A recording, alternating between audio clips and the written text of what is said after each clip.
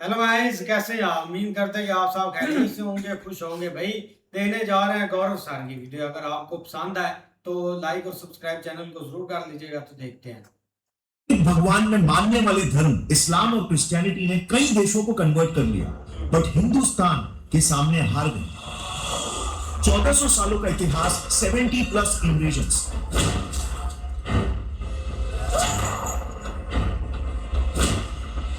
ऐसी क्या बात थी हिंदू धर्म में कि आज भी 80% हिंदूज बने रहे?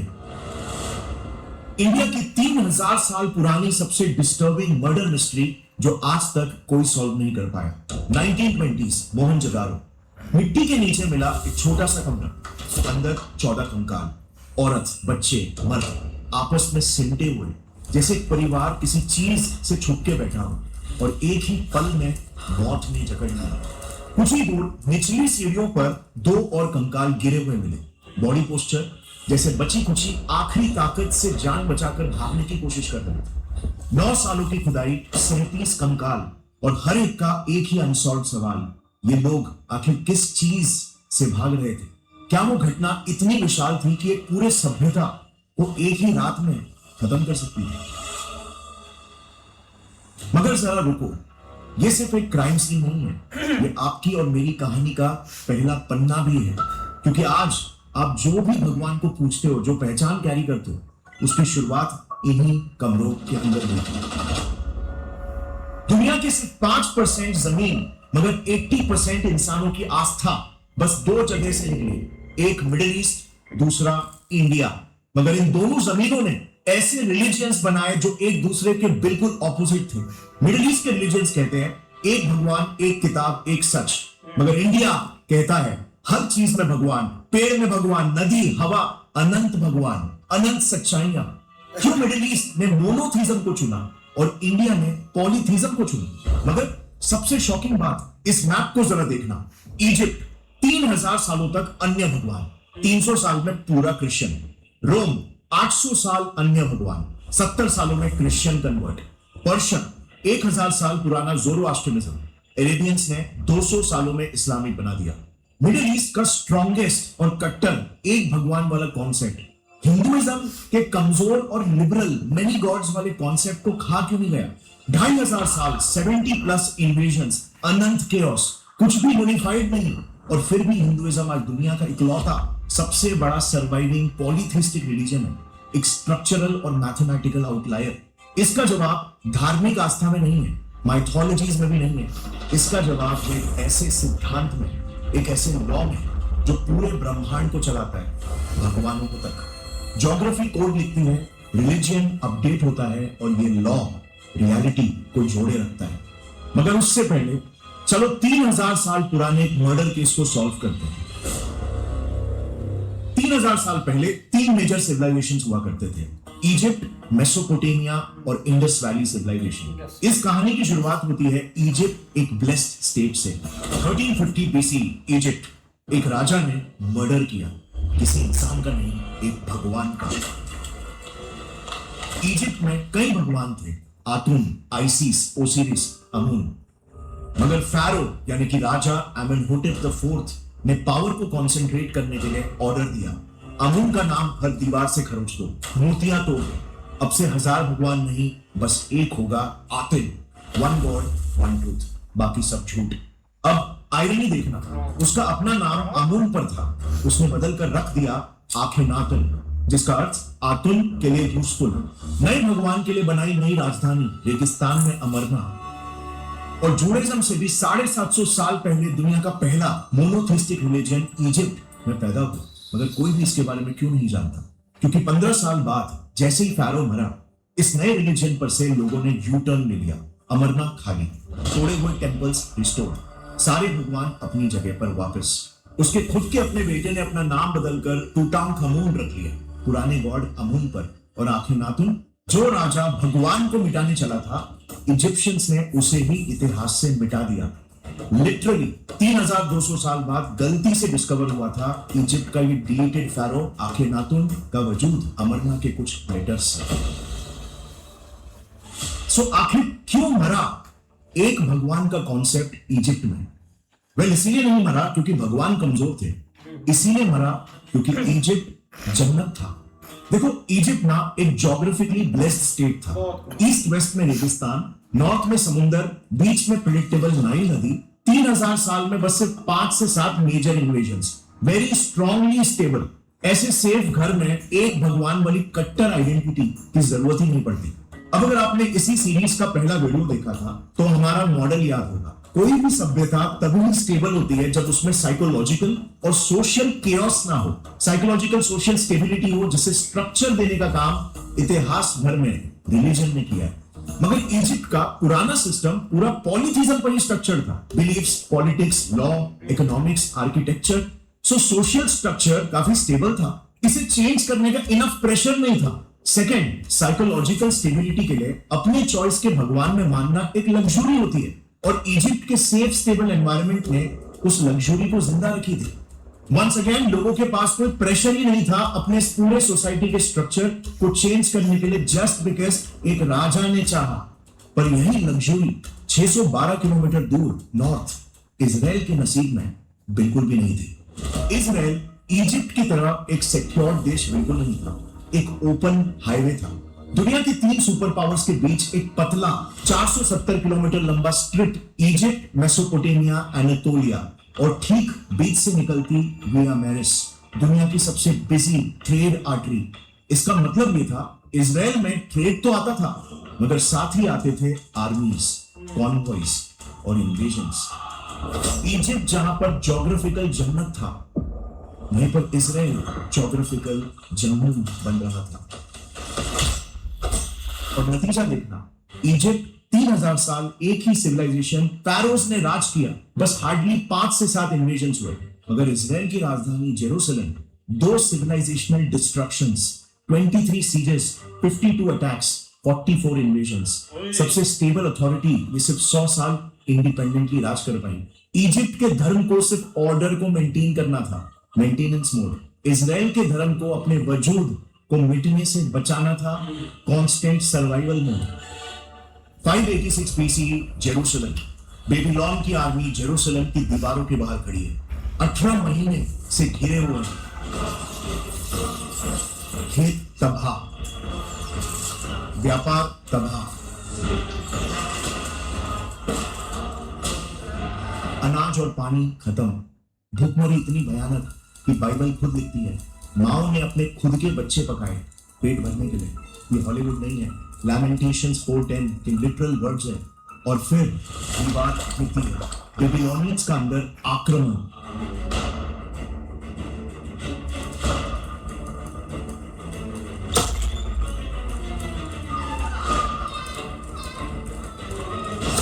राजा ज़ेडेकिया को धर दबोचा, उसके बच्चों को उसके आंखों के सामने मारा और फिर उसकी आंखें निकाल दी, ताकि आखिरी चीज जो वो देखे वही रहे। अंधा करके घसीटते हुए बेबीलोन ले गए, और फिर कुछ ही दिनों में 10,000 पावरफुल लोग, रॉयल्स, प्रीस्ट, स्क्राइब्स, सब डिपोर्टेड।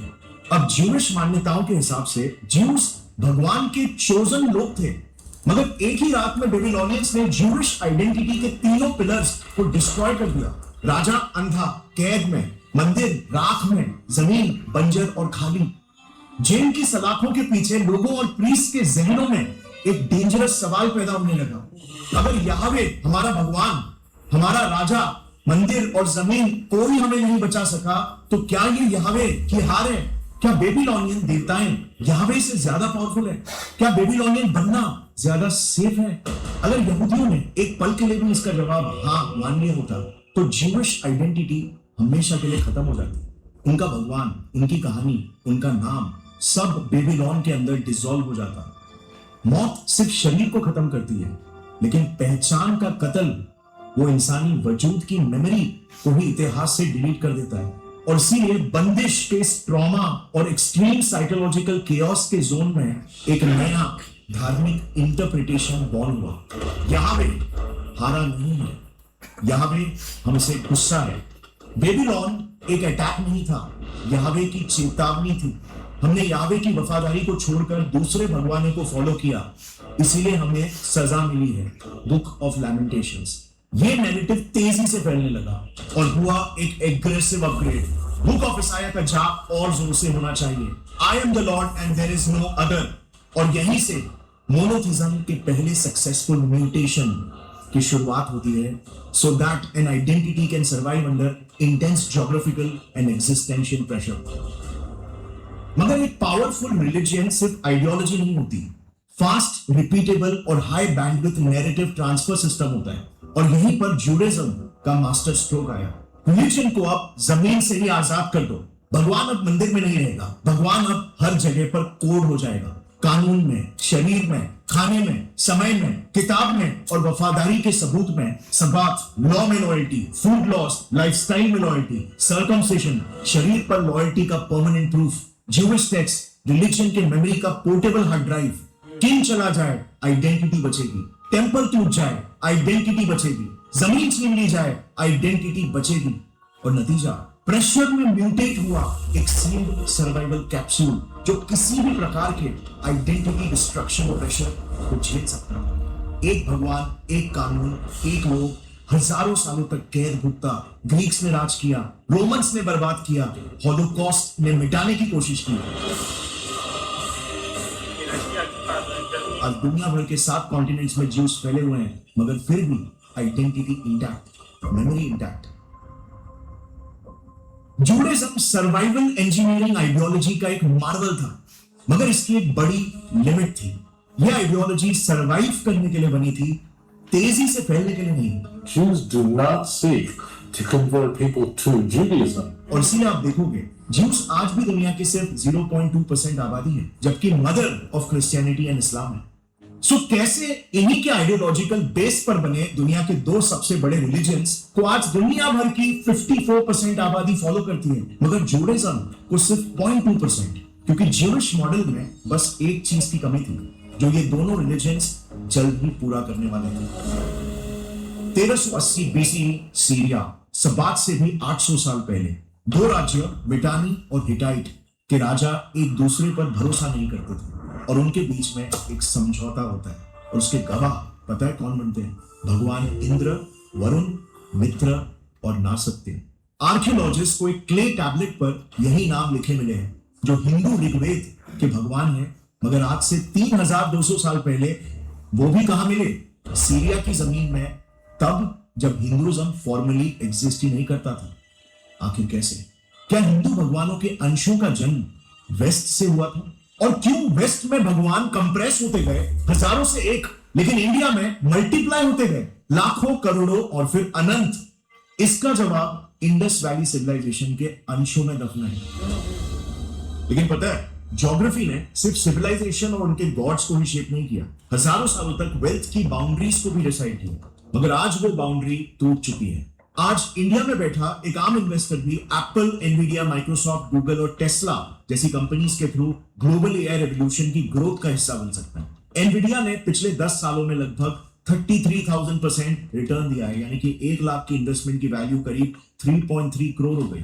बट एक नुआंस जरूरी है, लास्ट 1 ईयर में S&P 500 ने अराउंड 30% रिटर्न दिया, जबकि निफ्टी नेगेटिव रहा। क्या इसका मतलब इंडियन मार्केट बेकार है, ये सारा पैसा यूएस में इन्वेस्ट कर देना चाहिए? बिल्कुल नहीं। पॉइंट इज, कभी एक मार्केट आउट परफॉर्म करता है तो कभी दूसरा। इसीलिए ग्लोबल डाइवर्सिफिकेशन इंपॉर्टेंट है, जिसके लिए IND money can be a game changer for you. IND money पर आप नेटफ्लिक्स, एप्पल और टेस्ला जैसे यूएस स्टॉक्स में इन्वेस्ट कर सकते हो। ये गिफ्ट सिटी का gap licensed IFSCA regulated broker है, जहां पर KYC इंडिया में ही होती है और इन्वेस्टमेंट्स इंडियन रेगुलेटरी फ्रेमवर्क्स के अंडर मैनेज होती है। एक्सपेंसिव स्टॉक्स भी आप सिर्फ 100 रुपए से फ्रैक्शनल इन्वेस्टिंग के थ्रू ओन कर सकते हो। स्टॉक मूव करेगा तो आपका फ्रैक्शन भी प्रोपोर्शनेटली मूव करेगा। मार्केट टाइमिंग का स्ट्रेस नहीं चाहिए। 500 रुपए से यूएस स्टॉक्स और ETFs में वीकली या मंथली SIP स्टार्ट कर लो। IND के ITR फॉर्मेट रिपोर्ट्स आपके टैक्स फाइलिंग को इजी और एररलेस बना देंगे। फाइनली, अगर रुपी डेप्रिशिएट हो तो डॉलर एक्सपोजर आपके रिटर्न्स को एडिशनल सपोर्ट दे सकता है। So to diversify your financial portfolio, check out IND Money, quick KYC and zero account opening charges. The link is in the description. और अब लौट आते हैं हमारी कहानी पर। 3000 BC एक ऐसी सभ्यता जो इतनी विशाल कि इजिप्ट और मेसोपोटामिया दोनों कंबाइंड से भी बड़ी। 1000 शहर, 50 लाख लोग, सिटीज की तरह सब कुछ standardised, same weight, same seals, same grid plan cities, same drainage systems, same measuring systems. आज आप जिस बिल्डिंग में बैठे हो उसकी ईंट का रेशियो और मोहनजोदारो की ईंट का रेशियो बिल्कुल सेम है, 4:2:1। मॉडर्न इंजीनियरिंग के हिसाब से ये रेशियो बॉन्डिंग के लिए ऑप्टिमल है, मगर ये रेशियो बिना फोन, बिना इंटरनेट, बिना एक भी लिखे हुए मैनुअल के 600 किलोमीटर दूर हर एक शहर तक कैसे पहुंचा? 4500 साल पहले हर घर में toilet, covered drains, city wide sewage systems, हर घर एक आर्टीरियल ड्रेन से जुड़ा हुआ, जो चीज डेवलप्ड वेस्टर्न देश जैसे यूके को 19th सेंचुरी तक नसीब नहीं हुई थी, मगर 5000 साल पहले इंडस वैली सिविलाइजेशन ने इसे इन्वेंट कर लिया था। Dental drilling technology, flood proof cities, long distance trade networks जैसे लोथाल, एक ship dockyard system, debated but huge. मगर दो सबसे बड़ी मिस्ट्री आज तक। पहली, इजिप्ट में फैरोस यानी कि गॉड किंग्स ने सोसाइटी के पहियों को सोशल और साइकोलॉजिकल स्टेबिलिटी दी थी। मेसोपोटामिया में टेंपल सिस्टम्स ने यह काम किया था, मगर इंडस में किसी भी रिलीजन या इवन रूलर के सबूत हमें नहीं मिले हैं जिसने सोसाइटी के स्ट्रक्चर को स्टेबल रखा था बनाकर। मगर एक हाई लेवल का ऑर्डर हर जगह था। हमें रिलीजियस सिंबल्स और रिचुअल्स के सबूत घरों में जरूर मिले, यानी रिलीजन छोटे लेवल पर साइकोलॉजिकल स्टेबिलिटी दे रहा था, मगर सोशल स्टेबिलिटी के लिए रिलीजन बेस्ड या इवन किंग बेस्ड सिस्टम्स के कोई सबूत नहीं मिले। दूसरी मिस्ट्री, इतनी एडवांस सभ्यता आखिर खत्म कैसे हो गई? मोहनजोदारो में मिले 37 कंकालों ने आर्कियोलॉजिस्ट को दशकों तक डिस्ट्रैक्ट किया। सब लोग किलर्स ढूंढ रहे थे, आर्यन इन्वेजन, रेडर्स, मैसेकर, मगर सच्चाई कुछ और निकली। आईवीसी यानी इंडस वैली सिविलाइजेशन का जन्म एक बहुत ही स्पेशल समय में हुआ था, जब नॉर्थ वेस्ट इंडिया और थार रीजन में मानसून तेजी पकड़ने लग गया था, यानी कि बारिश की बारिश, पानी ही पानी। मगर ये एक टेम्पररी फेज था, एक हाइड्रोक्लाइमेटिक स्वीट स्पॉट। 2200 बीसी के अराउंड एक ऐसी घटना होती है जिसने पृथ्वी के विंड स्ट्रक्चर को ही परमानेंटली मॉडिफाई कर दिया। 4.2 kilo year event. North Atlantic ठंडा हुआ, हवाओं का फ्लो बदला और धीरे धीरे ये रेन बेल्ट साउथ की तरफ सरकने लगा। ये सिर्फ मैप पर लाइन का सरकना नहीं था, ग्राउंड लेवल पर ये मौत थी। सोचो बस एक साल भी अगर बारिश कम आती है सब परेशान हो जाते, मगर 160 सालों तक अगर ऐसा चले तो क्या होगा? और हजारों सालों में एक नहीं 4 बार ऐसा होता। एक लाखों की सभ्यता उस जमीन को अपना घर कैसे बुला सकती है? बस सिर्फ इंडस पर ही मुसीबत नहीं बरसी थी, अकेडिया एम्पायर कोलैप्स, इजिप्ट और मेसोपोटामिया घुटनों पर। फार्मिंग ने जिन जिन सभ्यताओं को बनाया था, बारिश की कमी ने उन्हें ही बर्बाद किया। इससे इंडस वैली सिविलाइजेशन के सारे कोऑर्डिनेशन सिस्टम्स जो शहरों के आर्किटेक्चर में स्टोर थे, जो रिलीजन की जगह पर सोशल स्टेबिलिटी दे रहे थे, फेल होने लगे। और जब किसी सभ्यता पर साइकोलॉजिकल और सोशल केओस बरसता है तो क्या होता है? रिलीजन म्यूटेट होने लगता है स्टेबिलिटी देने के लिए। इंडस वैली सिविलाइजेशन की ज्योग्राफी देखना, ये कोई सिंगल रिवर सिविलाइजेशन नहीं है। यहाँ एक आइडेंटिटी नहीं है, एक लैंग्वेज नहीं है, एक रिवर नहीं है, एक इकोलॉजी भी नहीं है। Indus foot plains, Thar margin, Gujarat coast, Kutch, Saurashtra, Punjab, Haryana, आगे एक्सपैंड होकर गंगा यमुना प्लेन्स, साउथ के जंगल, कोस्टल वर्ल्ड्स, माउंटेन वर्ल्ड्स। यहाँ पर जीव्स की तरह किसी एक आइडेंटिटी पर वॉर एक्सटिंक्शन का प्रेशर नहीं था, और एक सेंटर टूटने से पूरी सिविलाइजेशन भी डिलीट नहीं होती। मगर इतनी डाइवर्सिटी थी कि सब अलग अलग वर्ल्ड्स बन सकते थे, कोऑर्डिनेशन कोलैप्स हो सकता था। और यही डिफरेंस रिलीजन के डायरेक्शन को चेंज कर देता है। इजराइल का थ्रेट था आइडेंटिटी इरेजर, हम डिलीट हो जाएंगे। इंडिया का थ्रेट था डाइवर्सिटी फ्रैगमेंटेशन, हम बिखर जाएंगे। आपको बेहतर समझाने के लिए हिंदुइज्म के एवोल्यूशन का एक बेसिक मॉडल मैंने बनाया। ये पथरीली दीवारें हैं हर वो रुकावट जो हिंदुइज्म के फैलाव के सामने आई। हिंदुइज्म की एवोल्यूशनरी परीक्षाएं, जिसे देखना कैसे हिंदुइज्म एक एक करके तोड़ेगा। हर मोड़ पर हिंदुइज्म विकसित होगा और अंत में जाकर आपको जवाब मिल जाएगा कि आज तक हिंदुइज्म और हिंदूज जिंदा कैसे हैं। शुरू करते हैं सबसे पहले और सबसे रूट लेवल के प्रॉब्लम के साथ, ज्योग्राफिकल डाइवर्सिटी फ्रैगमेंटेशन। 2500 बीसीई के राखी घड़ी में मिले जेनेटिक एविडेंसेस के हिसाब से इंडस वैली सिविलाइजेशन के लोग जेनेटिक लेवल पर एक मिक्स्ड पॉपुलेशन थे। Ancient Iranian related ancestry plus south Asian Hunter gatherer related ancestry का एक ब्लेंड। लेकिन जीन्स रिलीजन को प्रूव नहीं करते। इंडस का अपना लोकल सिंबॉलिक वर्ल्ड ऑलरेडी जिंदा था। Water rituals, animals, trees, fertility symbols, seals, fire structures, मगर फिर इंडस कोलैप्स हो गया। अब जरा सीन समझो। एक तरफ इंडस वैली सिविलाइजेशन के बिखरे हुए लोग थे, सिटीज टूट चुकी, कोऑर्डिनेशन खत्म, मगर उनके पास कुछ बचा था, अपनी लोकल सीक्रेट दुनिया, पानी के रिचुअल्स, पेड़, जानवर, फर्टिलिटी सिंबल्स, माँ जैसे देवीज, हर गांव का अपना सीक्रेट कोड। और फिर कुछ सालों बाद Central Asia linked Indo Aryans का मास माइग्रेशन होना शुरू हुआ। उनके पास सिटीज जैसा फिक्स्ड ऑर्डर नहीं था, मगर कुछ और था, portable order, fire rituals, mantras, priests. एक चीज नोटिस करना, आईवीसी स्टेबल था क्योंकि उसका ऑर्डर शहरों में स्टोर था, ईंटों में, ड्रेनेज सिस्टम्स में, सील्स में, स्टैंडर्ड प्रोटोकॉल्स में। शहर गिरा तो ऑर्डर भी गिरा, नतीजा केओस आने लगा। मगर वैदिक ऑर्डर दिमाग में स्टोर था, मंत्रास मेमोराइज करो, ऑर्डर आपके साथ चलता है। कोई शहर तोड़ना पॉसिबल है, मगर एक मेमोराइज मंत्रा कैसे तोड़ोगे? आईवीसी का ऑर्डर हार्डवेयर था, वैदिक अंशों का ऑर्डर सॉफ्टवेयर था।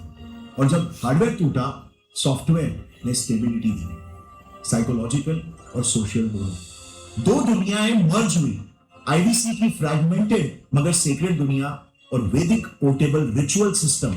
ना कोई सेंट्रल रिलीजन बना, ना कोई डिवाइन किंग, हर यज्ञ कहीं भी हो सकता था, हर घर अपना सीक्रेट स्पेस रख सकता था। और यहीं पर हिंदुइज्म का फाउंडिंग डीएनए लॉक हुआ, distributed but portable, no centre, by design नहीं, बाय ज्योग्राफी एंड इनहेरिटेंस।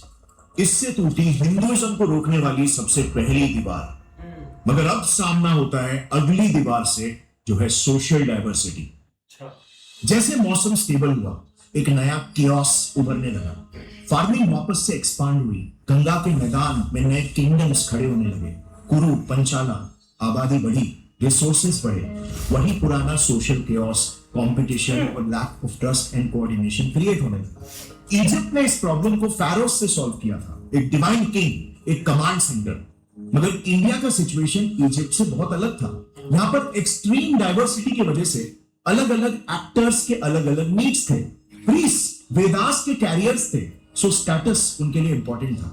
राजा को लोगों का भरोसा चाहिए था, एलिट्स को हायरार्की चाहिए थी, गांव को ऑर्डर चाहिए था, लोकल गॉड्स को एक्सेप्टेंस चाहिए था, और लोगों को साइकोलॉजिकल और सोशल स्टेबिलिटी चाहिए थी। सिर्फ एक ही मॉडल था उस वक्त जो परफेक्टली सभी के नीड्स को मीट कर सकता था, और इतिहास में उसी का सिलेक्शन हुआ, धर्म मॉडल। हर इंसान का एक डिफाइंड काम, डिफाइंड ड्यूटी, डिफाइंड जगह, डिफाइंड रिचुअल्स, यही पर्पस बन गया हिंदुइज्म का। और जब ये समाज के आर्किटेक्चर में कोड हुआ तो ये वर्ण सिस्टम बना। सो धर्म हिंदुइज्म का फिलोसफिकल डायरेक्शन था और वर्ण सिस्टम सोशल कोऑर्डिनेशन आर्किटेक्चर था, जिसने हिंदुइज्म को तेजी से फैलने वाला रिलीजन बनाया। Despite being diverse, it was scalable. Brahmins बन गए हिंदुइज्म के मुंह, मंत्र और रिचुअल्स के लिए, क्षत्रियास बने छाती, सुरक्षा और बल के लिए, वैश्य बने पैर, कारोबार और व्यवसाय के लिए, और शूद्र बने हाथ, लेबर और एग्जीक्यूशन के लिए। यह सिस्टम एक साथ जीनियस भी था मगर डेंजरस भी, क्योंकि इसने सोशल ऑर्डर को भगवान से जोड़ा। अब धर्म मॉडल क्यों फैला इतनी तेजी से? क्योंकि धर्म किसी के अंदर नहीं रहता, धर्म हर घर में है, हर रोल में है, हर रिचुअल में डिस्ट्रीब्यूटेड है। राजा बदला, एम्पायर गिरा, इन्वेजन आए, धर्म चलता रहता है, क्योंकि धर्म को मारने के लिए कोई बॉडी है ही नहीं। और यही हिंदुइज्म के ऑपरेटिंग सिस्टम का सेकंड लेयर था, ऑर्डर विदाउट अ किंग। इससे टूटी दूसरी दीवार और हिंदुइज्म फैलते चला गया, जब तक उसका सामना हुआ तीसरी दीवार से, एग्जिस्टेंशियल एम्प्टीनेस। धर्म ने हिंदू समाज को बाहर से स्टेबल बना दिया, शहर फिर से उभरने लगे, वाराणसी, राजगीर, श्रावस्ती, वेल्थ बढ़ने लगा, मगर वेल्थ के साथ एक नया साइकोलॉजिकल केओस खड़ा होने लगा, एग्जिस्टेंशियल एम्प्टीनेस। इंसान बाहर से जितना स्टेबल होता है उतना ही वो अंदर स्टेबिलिटी खोजना शुरू कर देता है। यज्ञ करते हैं मगर फिर भी क्यों लोग मरते हैं, क्यों दुख होता है, ये सब का पर्पस क्या है, मीनिंग क्या है? रिचुअल्स आंसर्स नहीं दे पा रहे थे, लोग गहरे सवाल के जवाब मांग रहे थे। हिंदुइज्म पर प्रेशर बढ़ा इन सवालों के ऐसे जवाब खोजने के लिए जो सत्य के भी करीब हो और जो लोगों को आइडियोलॉजिकली यूनाइटेड भी रखे डिस्पाइट एक्सट्रीम फ्रैगमेंटेशन। और फिर ऋषि मुनियों ने जवाब लिखे उपनिषद के जरिए। हिंदुइज्म का अगला फिलोसफिकल लेयर, एक लाइन में पूरा जवाब। सारे देवता इंद्र, अग्नि, वरुण सब अलग अलग नहीं है, एक ही अल्टीमेट रियलिटी के रूप स्वरूप है। उस रियलिटी का नाम है ब्रह्मन, और वो ब्रह्मन सिर्फ देवता नहीं है, तुम खुद भी हो। तत्वमसि ऋग्वेद ने पहले लिखा था एकम सत विप्र बहुध वदंती, सच एक है, ज्ञानी उसे अनेक नामों से बुलाते हैं। अब इस मूव की जीनियस को समझो। मोनोथीज्म कहता है वन गॉड बाकी सब फॉल्स।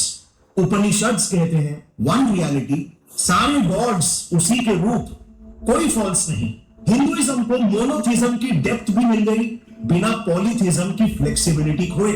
सरफेस पर अनंत भगवान मगर डेप्थ में एक ही रियलिटी। डुअल लेयर आर्किटेक्चर दुनिया के किसी रिलीजन के पास ये नहीं था।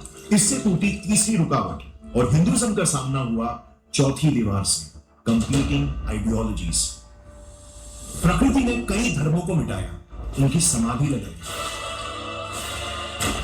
अब हिंदुइज्म की परीक्षा थी। हिंदुइज्म टूटने लगता है, बाहर से नहीं अंदर से। गौतम बुद्ध, वर्धमान महावीर दोनों ने खुली चुनौती लगाई। यज्ञ बेकार है, प्रीस्ट बेकार है, वर्ण अनफेयर है, वेद सिर्फ किताब है, सच्चाई नहीं। सिर्फ इनर रियलाइजेशन से ही मुक्ति मिलेगी। यह अटैक डेडली था क्योंकि बुद्धिज्म सिर्फ फिलॉसफी नहीं रही थी, वो अब इंफ्रास्ट्रक्चरली स्केल कर रहा था। अशोका जैसे एम्परर इस विचार के फाइनेंसर बन रहे थे, मोनास्ट्रीज बने, मिशनरीज निकले। मगर हिंदुइज्म ने क्या किया, ये देखने वाली बात है। उन्होंने बुद्धिज्म से बहस नहीं किया, उससे सीखा और फिर उसे एब्सॉर्ब कर लिया। कर्मा एब्सॉर्ब, अहिंसा एब्सॉर्ब, मेडिटेशन एब्सॉर्ब, रिनाउंसिएशन, संन्यास आश्रम बनाकर सिस्टम के अंदर इंस्टॉल कर दिया। और फाइनल मूव सेंचुरीज बाद भगवत पुराण में लिखा गया, बुद्धा विष्णु के 9th अवतार है। सोचो, हिंदुइज्म का सबसे बड़ा दुश्मन जो वेदास को रिजेक्ट करता था, उसे हिंदुइज्म ने अपना ही भगवान बना दिया। दुश्मन को मारा नहीं बल्कि अपने ऑपरेटिंग सिस्टम का एक फीचर बना दिया। इस जीनियस एवोल्यूशन से चौथी रुकावट भी पार हो गई, मगर अब ऑब्स्टिकल बन गई पांचवी दीवार, diverse gods, too much chaos.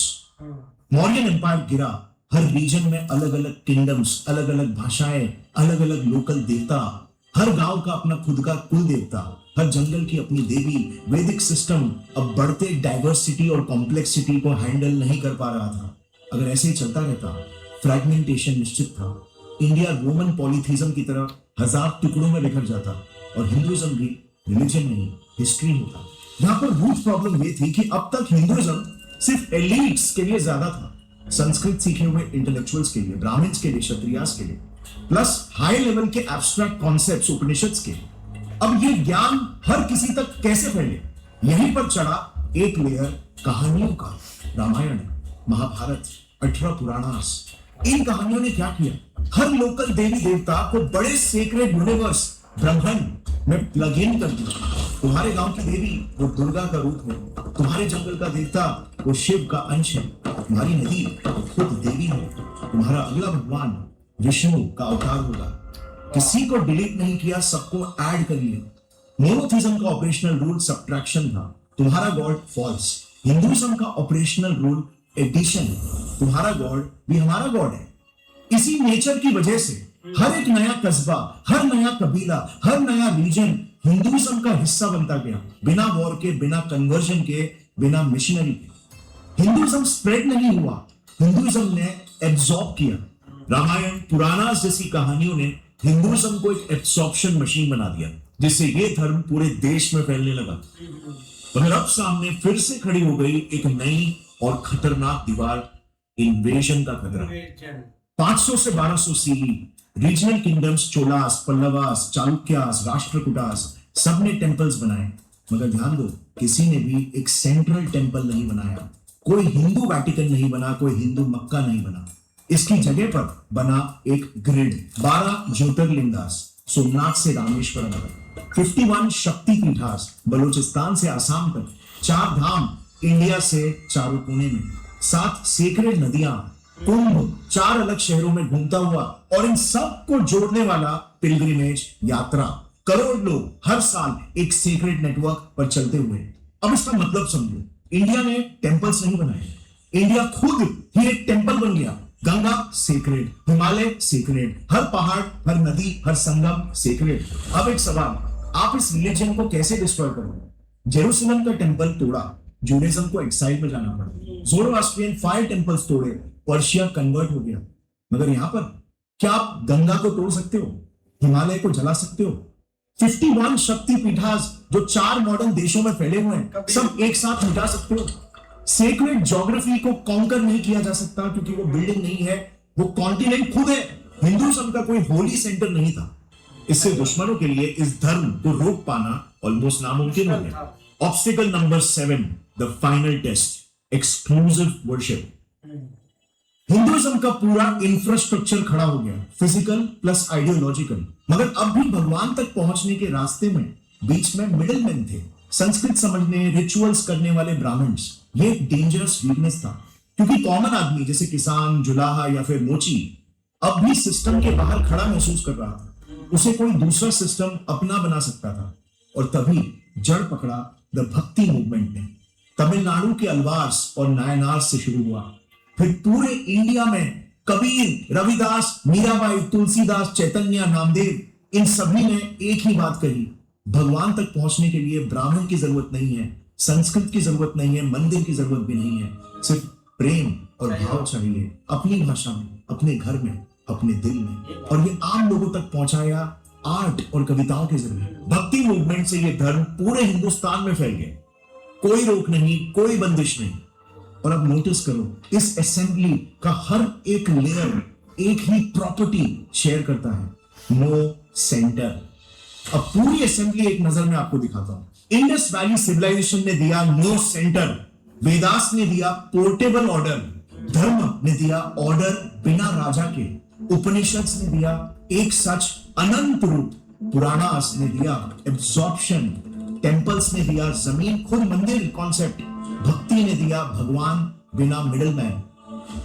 और फिर 712 सीई दुनिया के सबसे ऑप्टिमाइज्ड कॉन्क्वेस्ट आइडियोलॉजीज जो इजिप्ट को निकल गए, पर्शिया को निकल गए, रोम को, एनाटोलिया को, स्पेन को, सिंध के रास्ते से इंडिया में घुसे। उनके पास वही प्लेबुक था जो हर जगह काम कर रहा था, सेंटर ढूंढो, सेंटर काटो, रिलीजन मर जाएगा। सोमनाथ तोड़ा, 11 और ज्योतिर्लिंग खड़े थे, काशी गिराई, गंगा बहती रही, राजाओं को मारा, धर्म किसी राजा में था ही नहीं, किताबें जलाई, कौन सी किताब? हजारों ने ब्राह्मण्स को टारगेट किया, भक्ति ने उन्हें 600 साल पहले बाईपास कर दिया था। 800 साल इस्लामिक राज, 200 साल ब्रिटिश राज,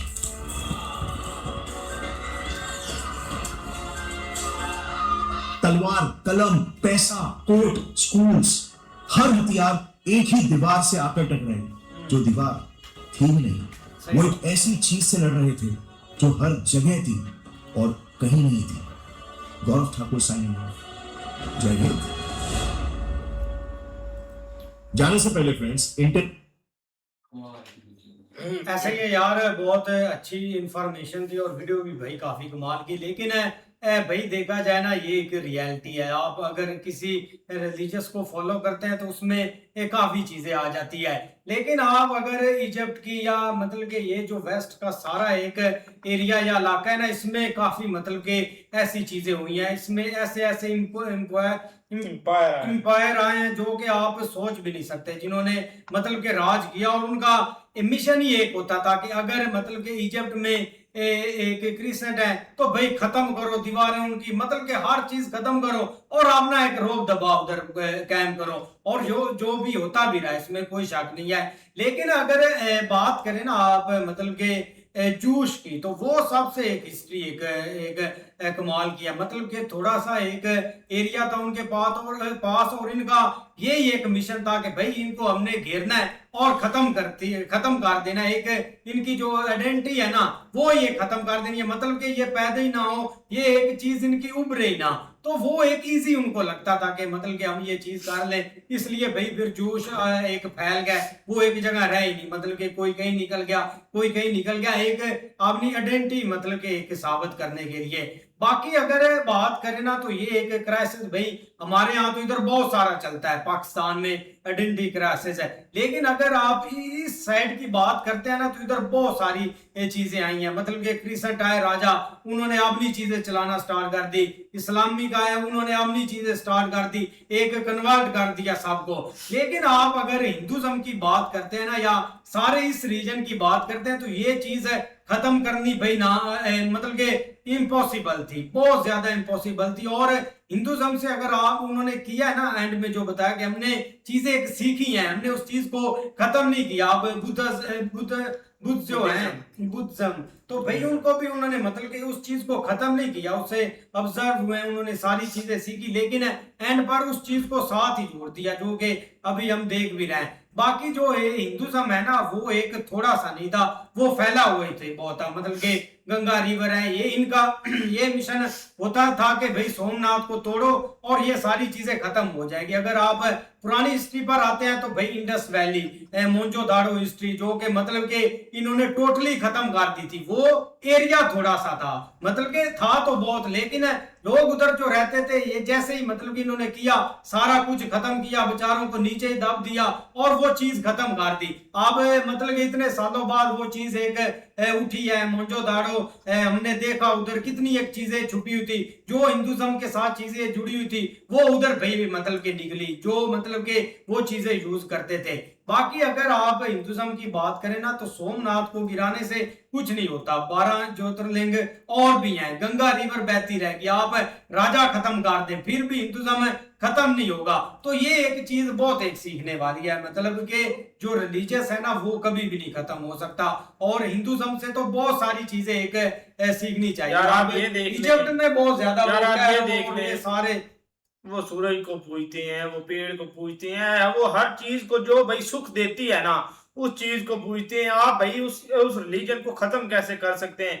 जैसे भाई वो बात कर रहे थे कि मुस्लिम कम्युनिटी जो आए वहाँ जहाँ पे और सारी चीजें तहस नहस करने लग पड़े, जिसको हम भाई जंगी मंगी कहते हैं वो आए ये यहाँ तो पे। अभी के हैं, इनको कितने साल हाँ, की बात है, ये 2 साल हो गए, 3 मैं ये बात कर रहा हूँ, वो भी है। आते थे, वो सिर्फ आते थे भाई लूट के सारी चीजें ये मंदिर यहाँ पे गिरा के ये सारी चीजें करके चले वो जाते तो थे। लुटेरे थे ना, हाँ, लुटेरे थे। और हमारे यहाँ पे उनको भाई आइडियल बताया गया सारी चीजों के बारे में। भाई बाकी हिंदुज्म की बात करें ना तो वो बहुत पुराना रिलीजन है, जैसे भाई ने सारी चीजें बताई हैं और जो जो चीजें उन्होंने अपने अंदर ऑब्जर्व की और सारा कुछ किया।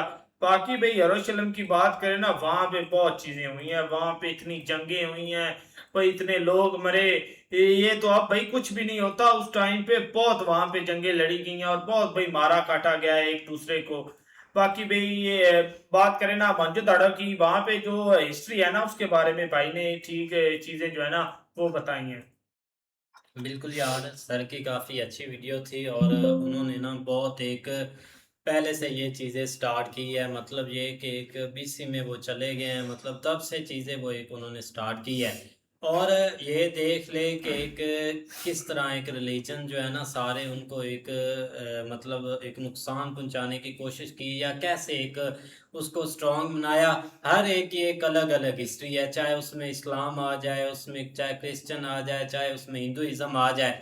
लेकिन ये है कि एक सब ने मतलब देखे कि किसी के भगवान खत्म कर दिए गए, कुछ इस्लाम में एक नुकसान बुझा रहा है, कुछ हिंदुइज्म को। लेकिन ये कि एक आगे आगे ना मतलब पहले जो उन्होंने एक सारी तकलीफें या जो कुछ सा था ना उससे बढ़कर जो एक सबसे बड़ा था ना एक हिंदुइज्म के लिए खतरा या एक मुश्किल, वो इस वक्त था कि जब एक मंदिर तोड़े गए, जब एक हर एक को मारा गया, राजा को मारा गया। मतलब तब आके ये वाली जो स्टेज थी ना ये सबसे मुश्किल थी। पीछे जो था उसको वो हैंडल कर रहे थे, लेकिन यहाँ पे आके जो एक वैसे ही खत्म कर रहे थे ना वो काफी एक मुश्किल था। बाकी सर ने एक अच्छे से एक्सप्लेन किया है। भाई वीडियो बहुत अच्छी है। ये चीज देखें कि उस वक्त भाई कोई किसी को माफी नहीं दे रहा था, हर तरफ यही एक सिस्टम चला हुआ था कि भाई जो भी जिसके हाथ में आता था ना वो उस पर काबज हो जाता था। तो जाहिर बात है उस वक्त उनकी मेजोरिटी ज्यादा थी, तो जाहिर बात है हर बंदा जो है वो अपनी एक मेजोरिटी के साथ चलता है। तो जाहिर बात उस वक्त ये चीज देखे कि भाई उस वक्त जो इन्होंने अपना ये जो बनाए हुए थे अपना टेम्पल टेम्पल, तो वो चीज देखे कि वहां पर कितने लोग उसके अंदर थे। जब इन्होंने वो अपना दरवाजा दीवार तोड़ी थी तो उसमें बेचारे कितने बच्चे और बच्चियां, कितने बुजुर्ग, कितने औरतें, कितनी इंसान अंदर थे, जो इन्होंने भाई उसके अंदर ही उन्होंने उसको काट दिया। तो अभी तक भी उनके ढांचे वहां से वहां पर पड़े हैं, वो नीचे से वही है, वो उनके ढांचे निकल रहे हैं।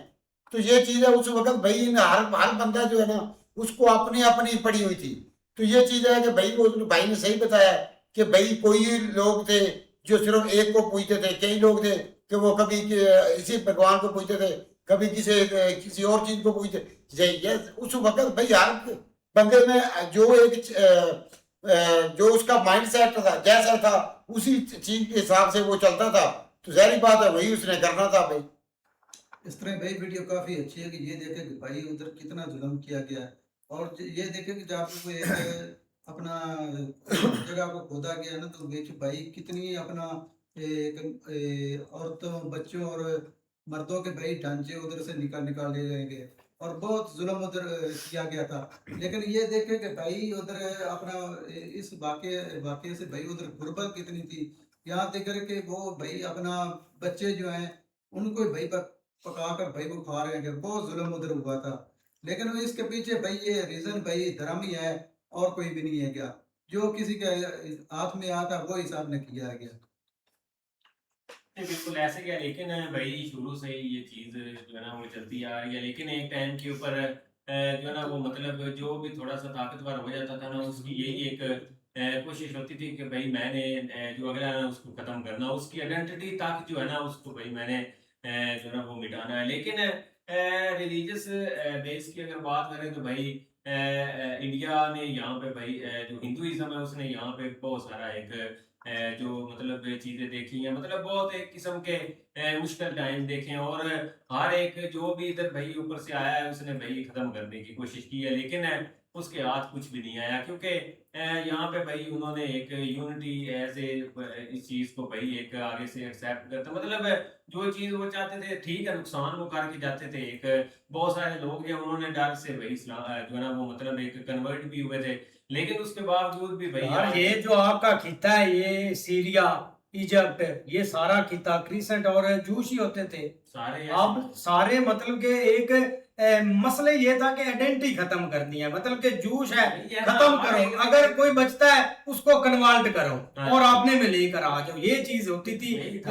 और जो हिंदुज्म था ना उसकी ये चीज नहीं थी, क्योंकि हिंदुज्म तब तक फैल ही बहुत गया था। अगर इनका कहीं वश चला है तो वो भाई मोहनजोदाड़ो या मतलब के ये जो 7 एरिया थे छोटे छोटे उन पर वश चला है इनका, जो इन्होंने मतलब के किया उस पर नो साइडों पे करते रहे, लेकिन इंटरनली गए भी है तो भाई लूट लाट के जो है ना वो वापस आ जाते थे, हाथ कुछ भी नहीं आता था, मतलब भूखे हो गए थे। जाहिर बात आगे फिर जो है ना वो मतलब थोड़ी सी हवस पड़ गई, मुगलों ने भी वही लैंड पकड़ी थी। हाँ, सारा कुछ मतलब के चेंज करो, अपनी तरफ सारी चीजें करो, मंदिर है वो गिरा दो, लेकिन एक मतलब के वो खड़े रहे कोई भी नहीं, वो तो एक अलग था। लेकिन ये पुराने लोग भाई बहुत इन्होंने तबाही मचाई थी, आइडेंटिटी खत्म तक के आते थे, इतने खतरनाक होते थे। लेकिन है भाई वीडियो काफी अच्छी थी, अगर आपको पसंद आए तो लाइक और सब्सक्राइब चैनल को जरूर कर लीजिएगा। देखते हैं नेक्स्ट वीडियो।